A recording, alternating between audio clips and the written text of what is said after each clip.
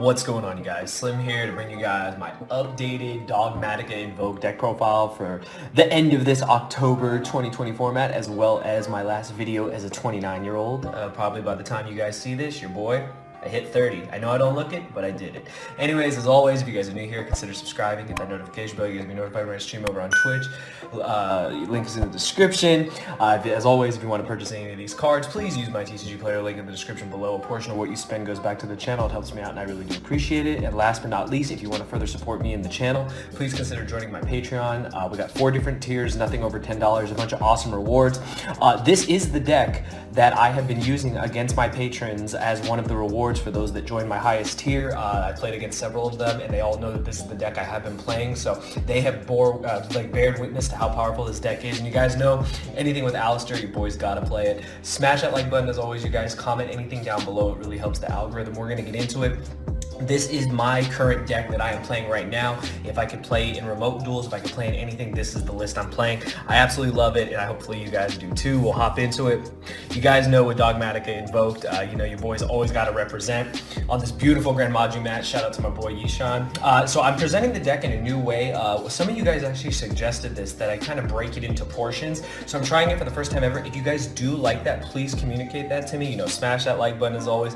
In the comments, let me know if you like this presentation better. I'm going to break it down into sections just to make it easier for you guys to understand. So of course, into the invoked part, 3 copies of Slim, because you know Alistair the Invoker is me, like literally, just can't even deny it. Of course, with the triple meltdown, triple invocation, and the 1 terraforming to make the whole invoked package. So you guys are probably wondering, Slim, why are you playing invocation? Not gonna lie, I'm playing Pot of Desires in this deck, and I will explain to that when I get to the really powerful spell portion of this deck. This is just really standard. I think I've shown this 7 billion times here on this channel, and it never changes. Alistair just gets better and better and better. There's just no way to deny it. 1 card Makaba, it just does everything for you. I love this engine to death. I think it's gonna go down as probably my most profiled deck in the history of my channel, and I couldn't be prouder to have it represented by Alistair. So that's the invoked engine, that never changes. We're gonna go into the Dogmatika portion, and like I said, if you guys do like the presentation like this, please communicate it to me. Of course, triple Ecclesia, the 2 copies of Fleur de Lis, the 1 copy of Maximus, the triple copies of Nidier's Servant, as well as 2 copies of Punishment and Schism. So I know this is a Shadal card, but let's be honest, unless you're playing Shadals, which I do actually play Shadals as well in other decks, this really is a Dogmatika card. There's no way around this. This card like just makes Winda. Can also make Construct. Construct comes up a lot more than I gave it credit for, so that was my bad. But Shadal Schism, amazing card. Dogmatika Punishment, I really wanted to play this at 3. I did test it at 3. The problem is I just really wanted to keep this deck pretty consistent, and unfortunately I still got it to 41. You know, you can feel free to cut an invocation if you want, but when playing Desires, I just can't do it. 2 copies of Punishment has been fine though. This card is amazing. It's a starter as well as everything else. It just really punishes the opponent, like literally, no pun intended, and literally they pass their turn half the time. If you take out their initial summon, if they don't have extenders, you negate with Makaba. They can't play enemy, you just OTK them next turn. It's really standard stuff. And then none of this should really need explanation. Dear Servant is crazy. It sets up Winda by itself. We still play the 1 Maximus, so it's a very high risk, high reward card. I still would play it in this deck. I have played versions of it without Maximus before, but this card is just insane. I was playing against some of my patrons, and I just took the risk. I had the combo with Nidier's Servant, and I went to Maximus, and they didn't play the target, so I was safe. And even then, I feel that if you do establish a Makaba before you do Maximus, yes, you will have to answer the like Cyber Dragon Nova or something like that, depending on what they have, but you can burn your Makaba negate on it. You should still be fine because you're getting so much advantage. I think this card is just, it's worth its weight in gold to play it. Even at 1, it's fine. I wouldn't play more than that though. 2 Fleur de Lis. I've seen some people cut this to 1. I personally just like 2. I would never play 3. I think 2 is the perfect number. By itself, it doesn't do anything, but it is a very strong card in the sense that, you know, once you have a Ecclesia floating or anything, or an extra deck monster in general, just an extra body, an extra beater, and the buff that it gives to all your Dogmatikas is crazy. And then you have to play 3 Ecclesia, like, unless you're playing like Zoo Dogmatika or a deck that plays a real small engine of Dogmatika, this card is just like everything for the deck. But that is the Dogmatika portion of the deck. Next we have the hand trap portion. So the hand trap portion, It's pretty standard. I don't think too much has changed. I'm not playing Droll in the main deck of this deck.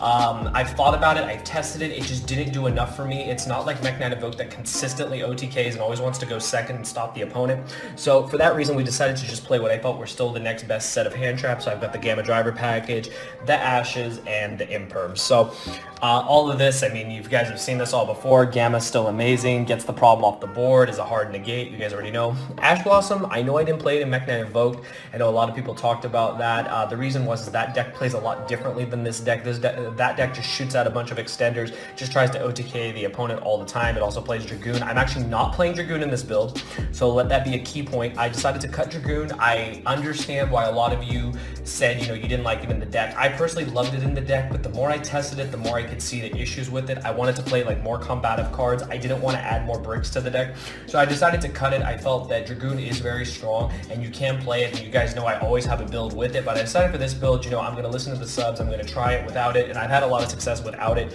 Less bricks, it just makes for more plays, and it lets me fully utilize my Dogmatika engine, whereas before I was just using them as extenders, and I personally feel you can do that better in Mech Knight Invoked. All these hand traps are good though. Ash is still good. It's good against Dinosaur. Like, Dinosaur is such an annoying matchup. Like, you just need to hit everything. Hit the extract, hit the miscellaneous Saurus Engrave, whatever you can hit. Card's just great. And then Imperm, you know, you draw it first, going second. It's still an amazing card. So the beauty of this deck is you can play going first and going second. So I really like that a lot. So the hand traps are very handy at that. So that's for the hand trap portion. And the last portion now is just going to be our power spells. So I am playing 3 copies of Desires along with 3 copies of Triple Tactic Talent. So this card just says draw 2. This card just says draw 2, take Dragoon, or take another card out of my opponent's hand. I mean, you gotta play him. You just gotta play him. I wasn't a fan of Desires at first until after Zach won the LCS with it. I tested it more and more. I can see why you play it. You play so many 3-ofs in this deck. It's very rare you're gonna banish anything. The only cards you worry about banishing are like Maximus and Schism, and even then you can still play. Like, you can still win without those cards. Desires, it's a plus. Like, why would you not play it? Like, you can sit here and argue for Desires all you want, but at the end of the day, the card is still a +1. And Triple Tactic is just an insane card. I play it in like all my decks because I think it's just that good a card.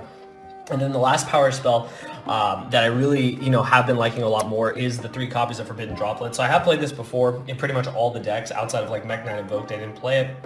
I felt that this card was very strong for the fact that it stops Dragoon, it's able to just wipe a whole board, and you can play it going first or going second. Going first, you can set it can become a reactive spell that just turns off the opponent's effect. Going second, obviously, you can just crack the whole board like Dark Ruler no more. It can also set up your graveyard depending on the situation. I can't tell you how many times I've Droplets and then been able to set up for window or set up for a follow-up play with Invocation.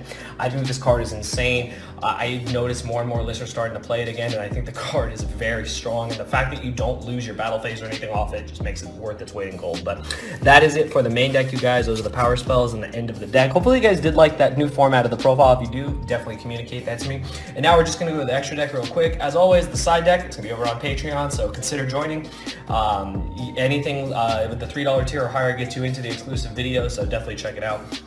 For the Invoke monsters, exactly the same, the 2 Macabre, the 1 Purgatrio, and the 1 Agodius. So this hasn't changed. I don't think this is going to change. I still play Purgatrio just for the fact that sometimes you can just catch your opponent. You can make the argument it doesn't come up enough, and I'll be honest, it doesn't come up as much as Agodius does, but Macabre, obviously, you gotta have 2. You just always do.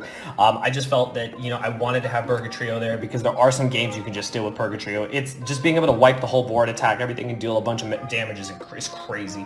And Agodius, it can't be denied how powerful this card is. This card literally pops a card when special summon, or if a card gets special summon, you can banish and boost it to infinity, and it's crazy. So I really like all these Invoke monsters. That's never going to change. Now what I call the Dogmatika food, like literally I feed this to my Dogmatika cards, is the 2 copies of Elder Entity, the 1 Titaniclad, the 1 copy of Omega, and the 1 copy of Cyber Dragon Nova. So Elder Entity doesn't need explanation. Card's insane. Just literally pops cards. You can pop 2 cards at once. Titaniclad, you only need 1. It's rare I ever go into a second one. I don't think I've ever needed a second one, like ever. Omega, probably one of the best cards to send. It just helps you recycle all your stuff back. You can send this, and Titaniclad, you can recycle the Titaniclad, recycle the Entity. You can recycle so many cards, it's crazy. Plus the fact we're playing Gamma in the main deck, you'd be surprised. Like, we go Meltdown, they go Ash, we go Gamma, we rip another card with Omega and then still play, and they definitely lost at that point. And then Nova, just because your boy always respects the mirror match, so that's why we have that. That's my Dogmatika food. My Shadal engine should come as no surprise. It's the App Cologne, the Construct, and the Winda. So I wasn't playing Construct before I put it back in. Obviously, since I'm not playing Dragoon, I don't have to play Dragoon or Verde, so I had a little more space. These cards are just all good. They all come up. Construct comes up a lot more than I thought. It's a really, really weird interaction where sometimes I'm not able to get to Winda, but even then, I can sometimes make a Construct for game. And yeah, that 2800 matters. So I'm telling you, like, it's crazy. It shouldn't work, but it does. You can also combo it to where you can add Shizm back if it for some reason leaves the field. So these cards are all really good, and you can just recycle your fusions with Omega and stuff like that. And then last but not least, just the generic links. Your one card Makaba. Broken. And I am playing the BLS link. So this is shout out to Zach Stone. You already know. He talked about this card, and at first I was like, why do you play this? And then I realized, watching his profiles, talking to him why he played it, sometimes Maximus is just an extender, and it can help you make a BLS link. Like, no joke. Like, you can just link 3 monsters into the BLS link, and so many decks still struggle against this. I know people would argue for maybe the Selene access code package. I don't think it's as effective in this deck compared to Mech Knight Invoked.